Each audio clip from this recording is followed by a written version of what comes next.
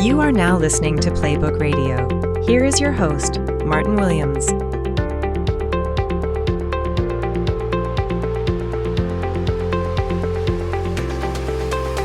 Welcome to Playbook Radio. My name is Martin Williams. Don't forget to subscribe to the podcast. You may do so on Apple Podcasts, Spotify, and YouTube. All the links to the podcast can be found at gameplanplaybook.com. That's gameplanplaybook.com.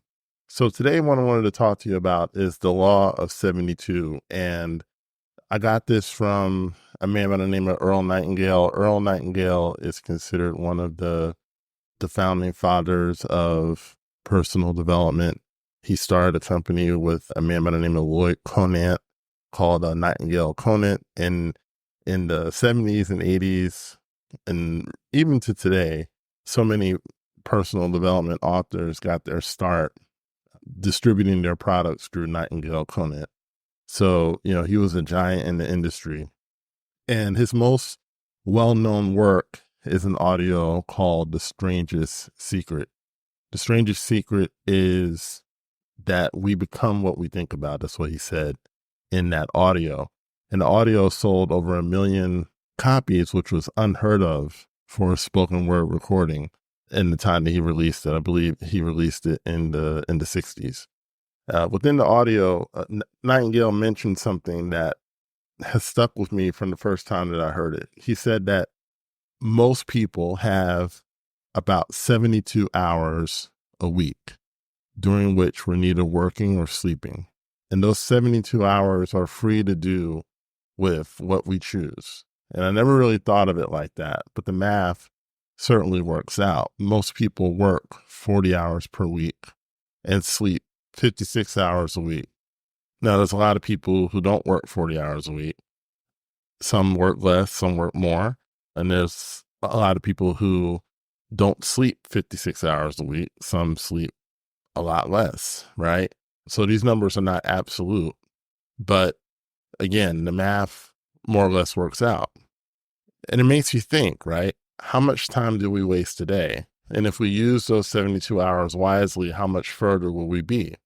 Now, some of you have partners, spouses, children, parents that you're taking care of, as do I, which take up some of those 72 hours, right?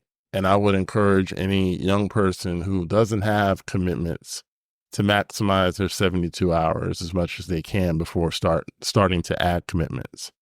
But if you identified 30 hours a week, even if you didn't have 72, let's say you don't have 72, but even if you identified 30 hours a week, what could you do with that time?